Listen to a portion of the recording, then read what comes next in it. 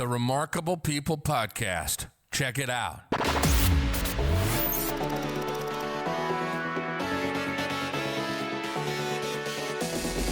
The Remarkable People Podcast. Listen, do, repeat for life.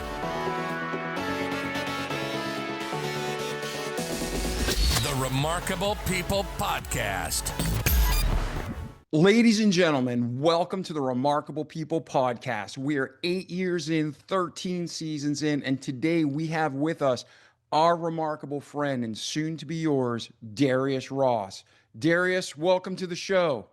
Yes, sir. It's appreciated. I'm looking forward to having a great time. Oh, me too. So we are going to talk about your story and what you're passionate about, and we're going to communicate not just what you achieved and overcame, but we're going to break it down to practical steps so our listeners can too. But for all of our listeners out there around the globe, what do you guarantee if they commit to sticking with this episode, they're going to get by the end? You're going to gain accountability and strong leadership, and what that basically means when you're faced with adversity. All right. So let's do this. Accountability, I believe, is huge biblically and through my life experience. What happened in your life, Darius, that accountability became so critical for success? I grew up in more of a militaristic household where his dad was king and this is the way it was. So as a result, it was the old school method of thinking. So every time I would watch anybody do anything that they'd say, it's not my fault. It's like this. It's not that. No. It was always accountability. If you screw up, he had another word, effed up. If you F it up, you got to own it. So one of the things I learned was that no matter what, there were no second chances. There was no concept of, kind of, sort of, somebody else is pushing problem. No, you got to deal with the problem. You got to accept it. And then if you mess it up, you got to clean it up. So this was all in your shoes. So one of the biggest things is watching so many people, especially in relationships. You get in relationships with male or female, and everybody wants to put the blame off on someone else other than themselves when they don't really want to look at themselves and hold themselves accountable for the decisions they make. Yes, I agree completely. Now, where did you grow up and what was your family like? You said military, you have brothers and sisters, only child, mom, dad, just grandma. What was your situation? I was the only child, but with a dad that was a strict disciplinarian. And when I say strict, it was strict. It was what it was, and he was the head person in charge, period. There was no, you have a say-so. This is just the way it is. Deal with it. Yeah, and he explained everything and every reason, right? Gentle No. parenting. No, there was no time out. There was time in. Exactly. Yeah. All right. So you're growing up, you're an only child, you're having accountability and discipline drilled in you. At that point in your life, were you seeing this as super valuable? I know it's going to prosper me. Or were you like, man, I hate this pressure? Oh, yeah, I hated it. I hated it because every time I look around, anything that you did, it was either being called dead weight, it was this, that, and the other. It was constantly something that I consider ridicule. Or, it wasn't character building in my opinion. But as time went on, I realized the character building of it, because when he finally decided that he was going to disconnect himself from the household, one of the best things he said to me was, son, make the best of it. You're on your own now. And boy, was I on my own. Everything went wrong. And so I had to understand those lessons that he taught. It was like, hey, sometimes there's nobody else to look forward to. It's a saying that says, why, oh, why, oh, you all you got. You learn quickly. Yeah. And how old were you when he gave you that pep talk? Probably about 18. All right. So he's like, hey, it's your show. I did my best. Now it's up to you. Well, the funny part about it was I was the king trying to push him out because there were some infidelity issues. So I was a young prince trying to push him out. So he said, okay, now you pushed out the king. Now you got to become the king. See, they say heavy is the head that wears the crown. Believe you me, I understand now. You have all the responsibility on you, including the bills, which most young people don't understand when they turn around and talk to parents in any kind of way. They really don't understand that what weight is really there. This parent is going through a lot, going to these jobs that they don't like, going through all kind of aggravation. And then you become them. Then you really find out what the real deal is. Yeah. And hindsight's always 2020. And we love our kids and we want to teach them what we learned, but sometimes they choose the same broken path and they come out the same answers because the truth never changes. So what are some of the things, Darius, that looking back, things you hated? Because all of us, even as an adult, I've seen grown adults throw temper tantrums, right? So, what are things as an adult that your dad and mom were like, hey, this is discipline, this is accountability, this is right, you got to be a man, suck it up? What were things that you hated as a youth, but now you're like, this is some of the most valuable lessons I've learned? The issue of basically putting me in a position where one night I decided to come in real late, and it was 1 or 2 o'clock in the morning. He left me outside, and in Chicago's cold weather in the wintertime, reality check. So after that, I looked at the clock and said, 12 o'clock, you come home. There's no ifs, ands, buts about it, because when you stay outside in the garage and it's cold, oh, you think real quick in Chicago's winter. Yeah, yeah. Locking you out in the cold is no fun anywhere, especially Chicago. I grew up in Right. Boston, and Mm-hmm. Boston cold and Chicago cold are two different things. Mm-hmm. You really, the Windy City is aptly named. I mean, it is Mm-hmm. bitter cold. Right. So, all right. So now you're growing up, you take over kind of stepping into the man's role in your home because it sounds like your dad, he moved on because of Oh, yeah. infidelity. Yep. And now you step into that role and you get a whole world of responsibilities that even back then it was disproportionate for your age. Where does your life go from there? Well, see, the day that he left, it was like, okay, I'm sitting there smiling, going, yeah, he's out. I'm the king now. Well, about a week later, we get a snowstorm. Didn't realize that you got to continue to pay the bills, right? So no light, no phone, no gas, no water, no nothing.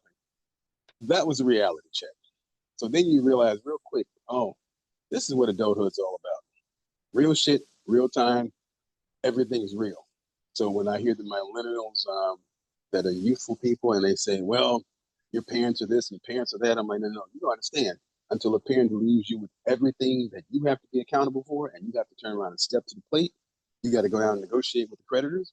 You got to negotiate with everybody. I mean, I even had to negotiate with the bankruptcy judge because for probably 5 or 6 years while I was going through the remainder of his bankruptcy, I became him.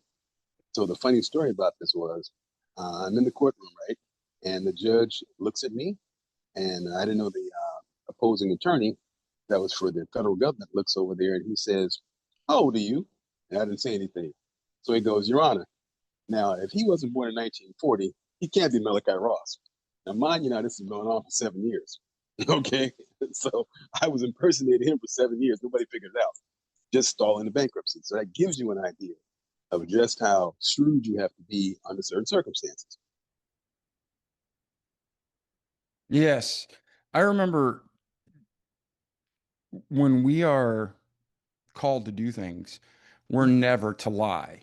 Mm-hmm. We're never to do anything dishonest like that. But there's times even in the Bible where God Mm-hmm. called men to do things. Mm-hmm. I remember when one of the prophets, God said, go, you're going to anoint the new king.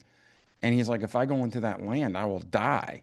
Mm-hmm. And God said, we'll go there to make a sacrifice.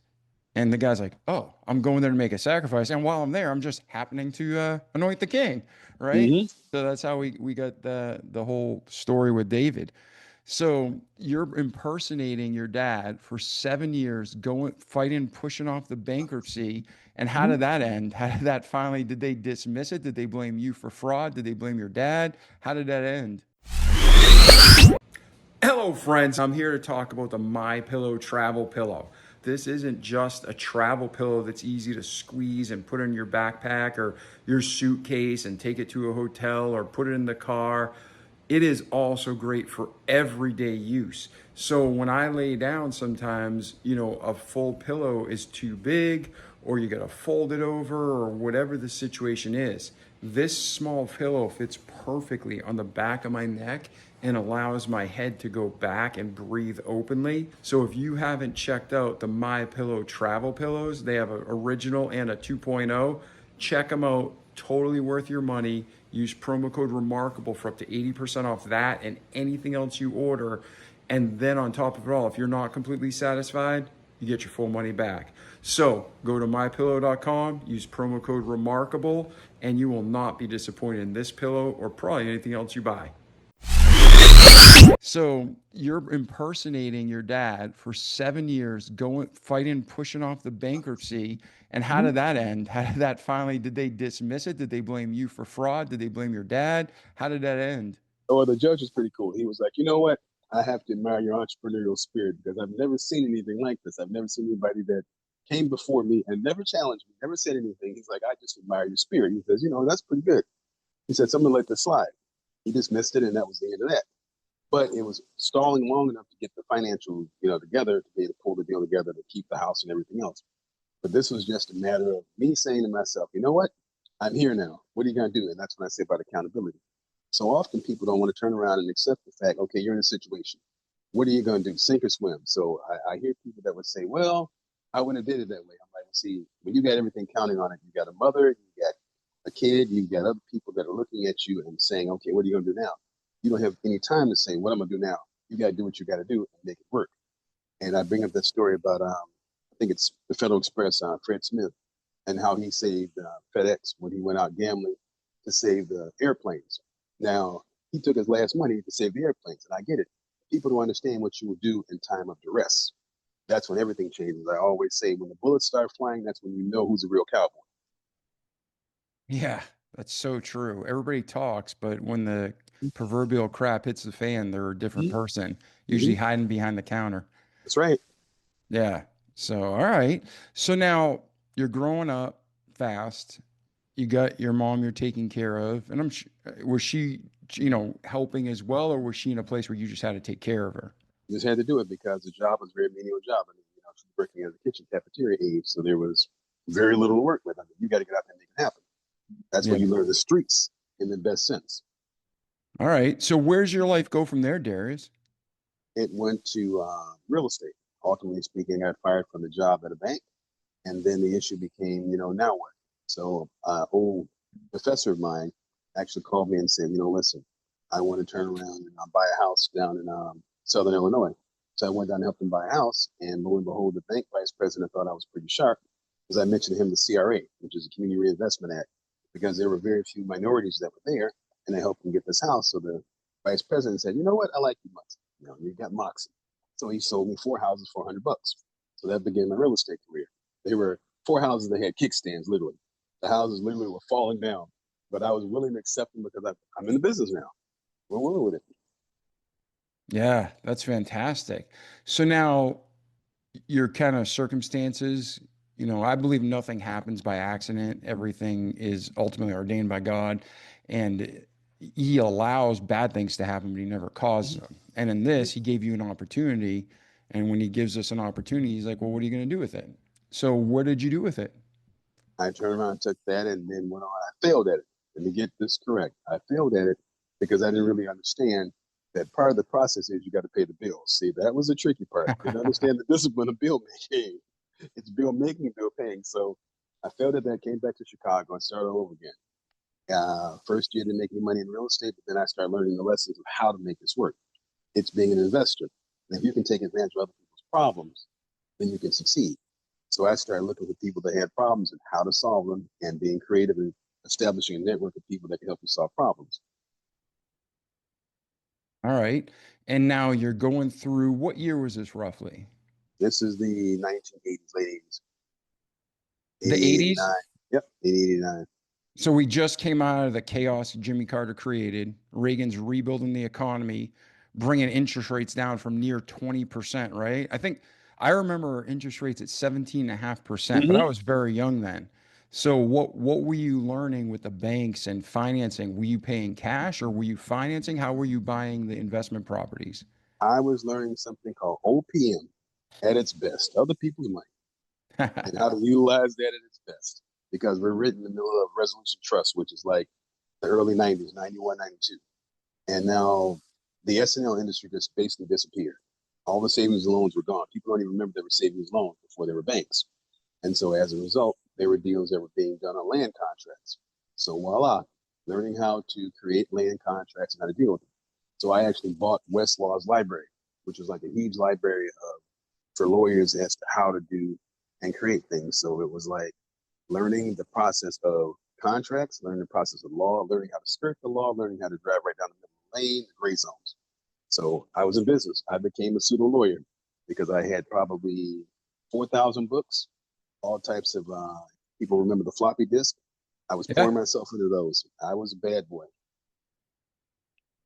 All right. So now you're moving through this time, you're growing, you're learning. And I love how you said you failed. You're totally honest because we all fail. If somebody doesn't fail, that's just uncommon. Everybody Mhm. fails. And the Exactly. Bible says a just man, not just a man, but a just man falleth 7 times.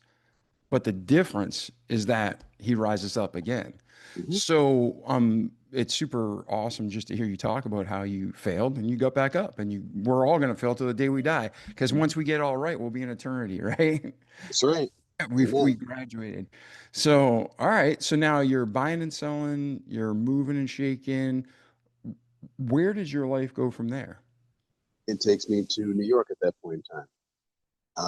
In the midst of all that, it was like, my mother wanted to go into the South and spend some time. So I learned, in the South how that works. I learned the process of the good old boys network, how some things are done on a handshake, which is a little different for me because I'm used to in the Midwest and the East Coast, things are done with ink. And good old boy handshakes do work sometimes, but there's always an interesting part when you get somebody that's from the East or Midwest and they change the deals a little bit on you. So I had to learn that put things in ink. So, from that point forth, then I understood there are those that you can do business with that you don't have to turn around and create uh, documentation. And there are those that are men of the words. Yeah, and let's talk about that. I think this is a great topic. You went through a life of experience. I have Mhm. experience. But for our listeners, there's so many people that are paralyzed and paranoid. They're afraid to get in a contract or to start a new business because they don't know who they can trust, or they want NDAs for everything in the world because they're afraid somebody's going to steal their idea, but they don't get the fact that if they don't move on it, it's no good anyways. So, where do you find, after your years of experience, Darius, where do you find that balance of evaluating new ideas, new opportunities, and who to trust, what a formal partnership, I'm not even saying, but who to sign a contract with and have an agreement with? How do you know who's good at their word, who is someone you need a contract? But the truth is, as we all know, contracts still are only as good as the people who sign them. Right. And it's, who wants to go fight in court for years, right? So, how do you evaluate and match up opportunity to help our listeners? I deal with it from gut instinct, to be very honest with you, because like you just said about who's behind the contract, here's the thing. I've had situations where some of the best deals were made where we actually sat down and talked face to face, and I look you in the eye. I want to look you in the eye and get an idea of, okay, what's on your mind? And the eyes tell a big story. When someone actually looks you in the eye and they keep eye contact and they maintain the composure of hearing their story. I want to hear your story. If you haven't been on a path of destruction and aggravation and adversity and pain, we can't do business. I want to hear what went wrong, how many times it went wrong. Then I can trust it. There's a saying that says about there's honor among thieves, but there's honor among thieves because you got to get an idea where somebody's coming from and what they've been through. And from that, I then base my decisions on can I work with and a large part of that is just understanding how they operate. People are all motivated by something, right? Whether it's the religion, whether it's a dollar sign, whether it's faith, whatever it is, you've got to get off into the spirit. And a lot of conversations spin on the spirit. And what I find is that God gives me a spiritual connection and says, okay, sounds pretty good. Then there's that shoulder thing that says, nah, not the one. So I go with that. Yeah, and I agree, and I think that's biblical. It talks about in First John how once you've trusted Christ as your Savior, you have an unction from the Holy One. Ye know all things. So once we've trusted Christ, we're sealed with the Holy Ghost, and He leads us if we're just listening, right? Mm-hmm. Now, even as a Christian and even trying, listening for if we listen and hear the voice of God, we'll always get it right. Mm-hmm. But we get mixed up with all the noise and with our own sometimes selfish desires. So you mentioned looking someone in the eyes, right? That's huge to evaluate. So if we were to say these are steps to break down the sincerity of someone you may go in business with. Another thing is, we've been the last 20 years is so much lies and proof. Oh, donate to or buy a shoe and you get a free pair of shoes or do this. And they're like, come on. And I don't care if you're black, I don't care if you're white, I don't care if you're green, I don't care if you're purple. there's one race, the human race, and everybody's lying. It's like most people, it's the love of money is motivating them. Money's not evil, money's a tool, but the love of Exactly. money is evil. Mhm. So, what are some of because you have a gut, but you also have wisdom. What are some of the things you ask or the questions to kind of cut through the BS and get to the core of what's real? My number one thing of it is, and I start out each day like this, and people laugh when I say this, I say, each day, who's going to up me today? Okay? So now when I walk outside, I expect it. So when I'm walking around and nothing happens, I'm like, whew, I got past it. Then when that day when it happens, oh, okay, I already expected. I knew it was coming, and it's just, you just deal with it. But within that same framework, the understanding of it is being able to sense the fact of this one simple thing. Everybody has a motivation. Find out what the need is and you utilize the greed. What's their motivation? And just cut to the chase. Listen, what do you want? What do you need? How can I be of assistance to you? And if you already know what you want, then you know what they need. Okay? And just come at it just like that. Stop beating around the bush, going through all these motions. It's this. And, no, no, no. Let's cut to the chase. What do you need? And how can I help you get what you need? And then I'm going to turn around and associate that with what I want. Very simple. Because, And- when you're looking at somebody and they're basically talking, I want to see some pain. I want to see what you're really going through. That's my real indicator. Yeah, I think that's so wise because you cut out, sometimes you could waste years on a relationship that never should have been started. And I take it from what we're saying, you're not afraid to walk away from a deal. If it's not right, it's not right. Do it up front, right? Mm-hmm. I'll do it this way from example of male-female relationships, right? We as men do this wonderful thing. We're looking to get the cookies. So we're looking to get the cookies, and we then say to ourselves, well, this is what I want. Well, there's one little problem with that. In order to get to the cookies, she needs something, whether it's the purse, the shoes, the maintenance, whatever the case may be. If you establish that as a man, okay, this is what my man responsibility is. Okay, I'm accepting that. Now, what do you want from me? Okay, you're not going to be my wife because you just love me and I'm just the greatest thing since sliced bread. You want something. You want maintenance. You want care. You want consistency. You want faithfulness. Whatever. Let's get to the point. Now, if I can provide that, we're good. If I can't, then let's keep it moving. Yes. Yep. I I think that's very accurate cutting down to the core because if you're dealing with all the fruit and it's not real relationship, whether it's business or personal, it's just a waste of time. It's so many people who just have these fake surface relationships Mm-hmm. and then they have all this anxiety and depression. And they're like, nobody's just real with them. Like, hey, you need to deal with this or stop being fake. You're trying to find happiness and not joy. So I think that's very wise. So now bring us from that point in your life to today, Darius. Where are you going and or where have you been and what have you learned? It has been a life full of philanthropy to social causes, from maintaining and creating the estate tax to creating a minimum wage for so many states, being involved there through responsible wealth and resource generation and United for Fair Economy. It's now writing books. It's now getting further and further into the process of political social activism. Now it's back to the real estate business and looking at the international waters of real estate in Asia and Africa and so forth. So it's been a journey. Yeah. Now, most of our listeners are true podcasters all over the world, but we have a YouTube and Rumble audience that's sometimes surprising, the numbers, right? Behind you is a picture. I don't see the head of what it is, but it's like gray with a boxing glove and a microphone in its hand. What's that represent? And that is Mr. Rhino. That's my Okay, that's all mascot. That's my guy. right. And what's that represent to you, the rhino? The Rhino is headstrong. He's got the muscles. He's got the microphone. He rocks the mic, and he boxes too. So don't ever think that he won't fight back. So that's the Rhino. He charges and everything. He tears things up. So on my website, when people go to my website, they see the Rhino, and that's what he represents. He's got his hat to the back, so he's got a little urban edge to him. He's not, say, afraid of doing a little buggery, but in the meantime, he knows how to rock the mic and get his point across. Beautiful. So you have an opportunity. We're talking to people all over the world right now. What do you want to tell them? What's something, if you're like, man, hey, here's some stuff to consider, or here's a thought, or hey, apply this to your life, see where it takes you. Start, try this today. What do you want to tell our listeners? Realize struggle is a part of life. Realize adversity is a part of life. Realize mental pain, mental frustration, and mental anguish is a part of life.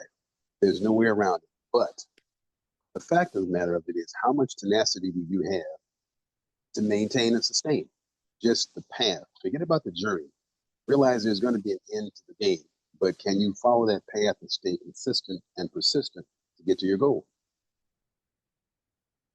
Awesome. Now, somebody's like, okay, this is what I want out of life. They go towards it and they hit adversity.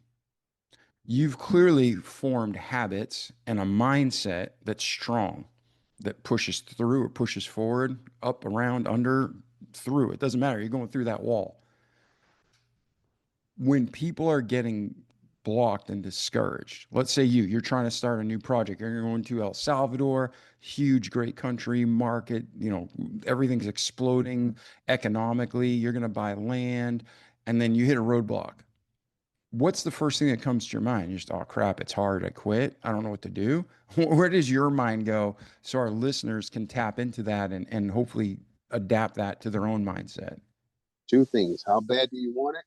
And are you prepared to go through in and around, as 50 Cent said it best, get rich or die trying. So you have to be determined to go in and around it. How bad do you want it? Do you want it bad enough to turn around and do what's necessary? That's the thing. And I say that in such a way where whatever is necessary, are you prepared to do? Some people will say what they want, but will not follow the course to get it. So therefore, when I look at someone's journey, I want to hear what happened that they don't talk about, because that's always the issue. What you don't talk about, when you hear about activists, how many times did you go to jail? How many times have you been shot at with a policeman? Have you ever been in an armed conflict? Have you ever been in a combat zone? These are the things I want to know about. Have you ever been in a situation where this was your last moment? That's the key. How bad do you want it? And what are you prepared to do to get it? Yeah, I think that's why so many people, just for physical, will say, they're like, oh, I got to work out. I got to work out. I want to work out. I want to get better. And then they have a heart attack. And then it's like, damn, they get on that elliptical and they get working, right? Because it becomes real and they want life and they're fighting for it. And then they have a great life the rest of their days. But it took that event, that catalyst. So without that kind of trauma and pain, where it could end up too late, what are ways that you self-motivate? My big thing is I look at the code of Bushido, which is a Japanese samurai warrior. And I live by that code. And the issue of the hour is, in that self-motivation, I always think of myself as never being successful. Always saying to myself, I'm living as if this is my last few pennies. Now, what am I going to do when I get that last few pennies? Am I prepared to turn around and switch trajectories, switch paths, switch success? What am I prepared to do next? So I always think in terms of this is the end, and I have to create another new beginning. Yeah, and I think so. There's so many people that are in the, I don't know what it's called. Like, I believe there's aspects of what people call the law of attraction, and it's biblical. You reap what you sow. But then they take it way too far, right? And they're like, if I just think I'm a unicorn, I'll be a unicorn, right? And that's bullcrap.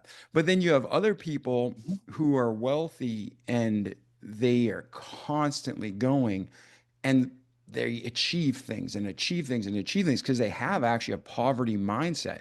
They're afraid to lose it all, That's right. but they keep achieving, but they never have that fulfillment. So it's like, do you feel like you have the balance where you're continuously hungry, but also satisfied and full? Do you have that balance, or are you still working towards that? This is what I realized, and it's kind of interesting when you ask the question. Once you get $1 million in your bank account, or you got $1 million in your pocket, or you have $1 million in assets, you're good. That's a simple first thing.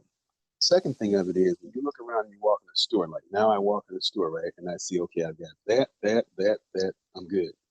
X amount of pairs of jeans, X amount of pairs of shoes, you're good.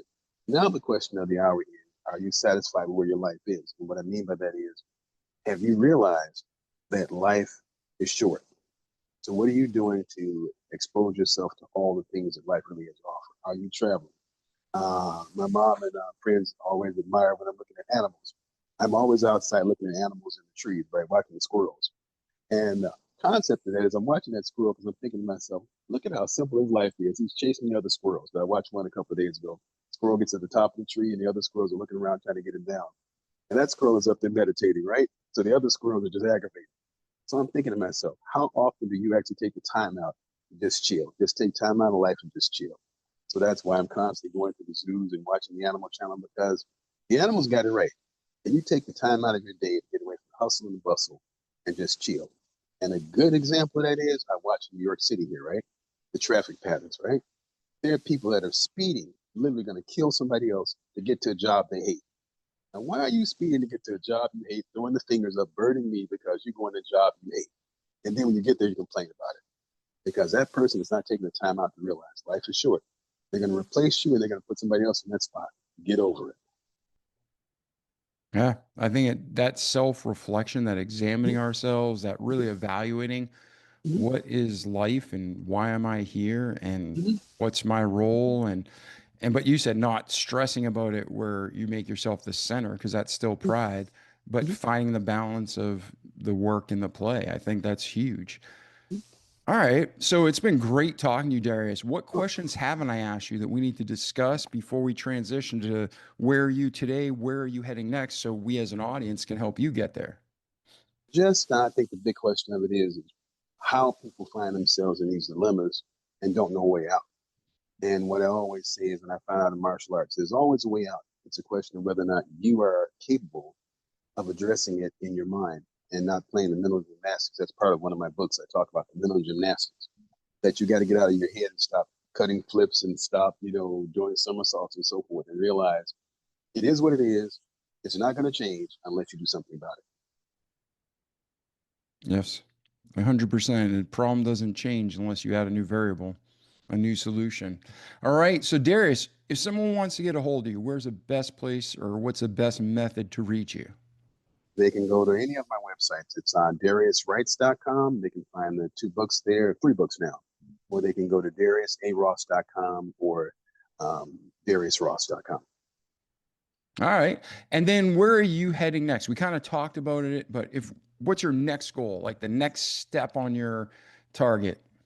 My next step is getting involved in the infrastructure deals of Asia, Latin America, and Africa, and looking at how what is now been considered these third world countries now are improving to the point where they're becoming the new place to invest, both in multifamily as well as in infrastructure, roads, bridges, etc. Beautiful. Well, if someone wants to reach you, they can go to their website. If you need anything that I can ever help you with, my friend, please reach out. It's been an honor to have you. And before we wrap up this episode of the podcast, any final words or thoughts that you want to share?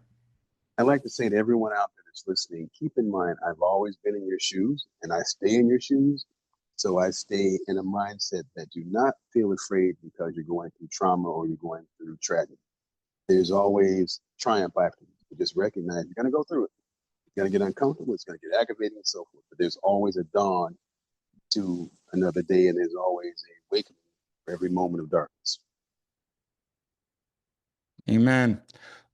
Darius, it's been a true honor having you here today, my friend. Thank you. Pleasure. Thank you. All right, ladies and gentlemen, like our slogan said since episode 1, season 1, 8 years ago, don't just listen to the great advice and wisdom that Darius shared, but do it. Repeat it each day. Form those good habits. You can have a great life in this world, but most importantly, life's short, 70, 80 years on average, wherever you are in the world, so you can have a great eternity. That's it.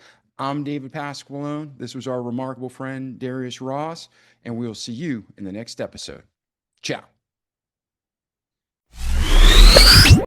Ladies and gentlemen, I sincerely hope this show has inspired you. The whole purpose of the Remarkable People podcast is to inspire you, to motivate you into action, to help you have an even better life, to overcome things you've not yet been able to overcome, or to grow to the next level that you never thought possible. And all of this, not just to benefit you in this world, but to have you come to a relationship with God where it grows every day stronger, and not just this world is blessed, but your eternity is blessed. And we sincerely want to do just that and to glorify God. And we hope with this episode, we accomplish that.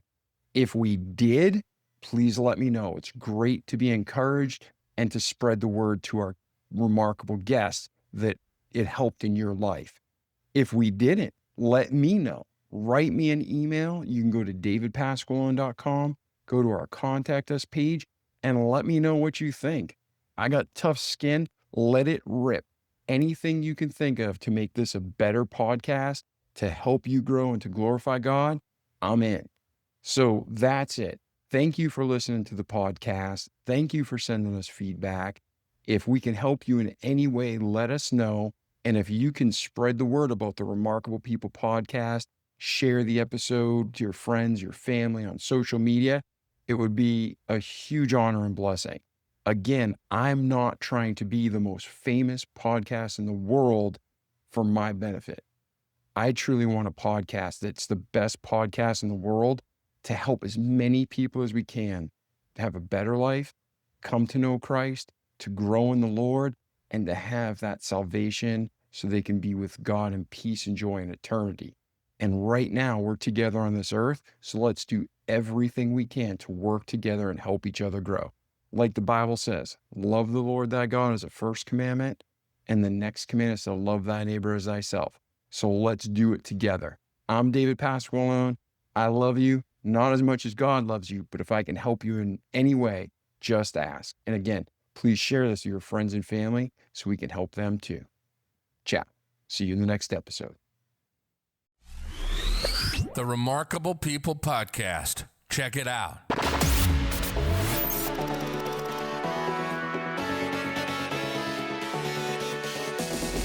The Remarkable People Podcast. Listen, do, repeat. For life.